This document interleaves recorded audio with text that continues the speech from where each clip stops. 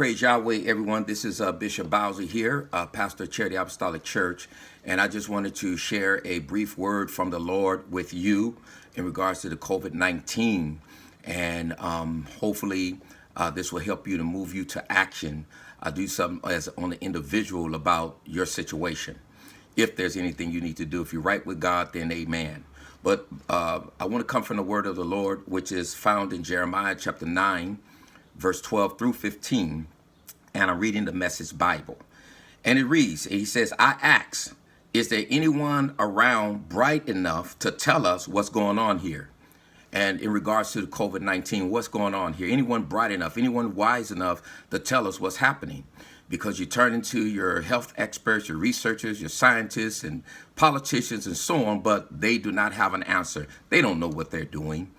They're taking it day by day, talking about they still trying to learn, and so on. America's supposed to be the wealthiest nation in the world, the brightest nation in the world, but can't do anything about this virus that we're dealing with, right?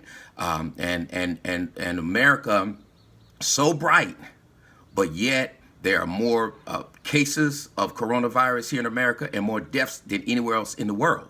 But we're so bright. If you're so bright, why didn't you prevent this coronavirus from ever hitting America, or even from the perspective of having some type of way to help it from spreading? And so you're not bright. And so the question is asked, is there anyone around bright enough to tell us what's going on here? You turn to all these folks, they can't tell you nothing. Anyone who has the inside story from God and can let us in on it, right?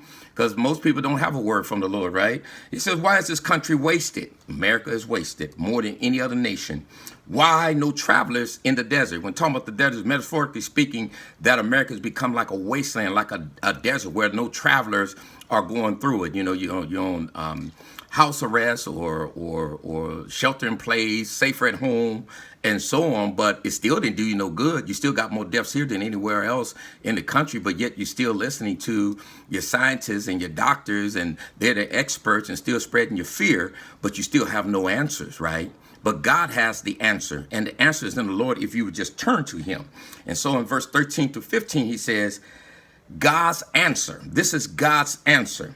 Because they have abandoned my plain teaching. You have abandoned his word, his decrees, his law, and now you want God to do something about it. Really, I should take that back, because most folks ain't even seeking God. You're seeking scientists, you're seeking face masks, you're seeking shelter in place and gloves and hand sanitizers and washing your hands. You think that that's going to save you. But at the end of the day, even after coronavirus is over, you still got to answer to God. So that's not going to save you, okay? But God answers plainly and says, because you have abandoned my plain teaching. America, more than any other nation, claims to be a Christian nation, claims to serve and worship the Lord, but yet this country has become a dunghill. From abortion to murder to racism to self-interest and new age stuff and abandoning God in every way. God said, these people worship me with their lips, but their heart is far from me. And that's where America has driven far away from God than any other nation. Even a pagan nation that don't even serve God is better off than America is, because you claim to know God and yet don't even serve him. So he says, because they abandoned my plain teaching, they wouldn't listen to anything I said. Refused to live the way I told them to. Instead, they lived any way they wanted and took up with the Baal gods, right?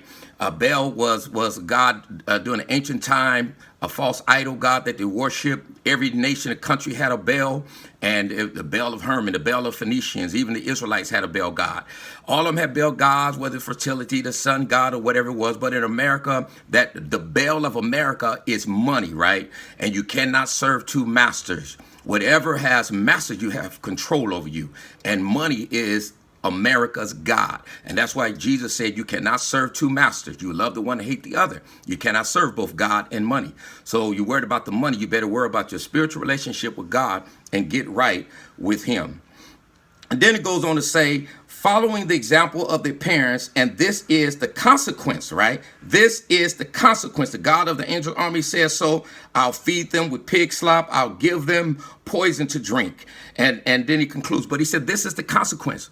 Coronavirus is one of the consequences of your rebellion against God, of your whether you're conservative, whether you're liberal, whether you're Democrat, Republican, independent, or whatever you are, it doesn't matter, because you are godless and you have turned away from God, and God says repent, to come back to him. If you repent, he says, then you spend the rest of your days. If you obey and listen to his voice, you repent, you spend the rest of your days in prosperity and your years in pleasure. But you got to turn back to God. So America is only going to get worse for you, because after the coronavirus, something else is going to hit you until you get on your knees and acknowledge God. All right, so I just want to share that with you. That is a word from the Lord. You know, your experts, your researchers, nobody can help you. America is a dunghill. From abortion to murder to lust and greed and any other type of sin you can name, is right here in America more than any other place. Repent, America. All right, God bless you, and I hope this helped you. Please do repent.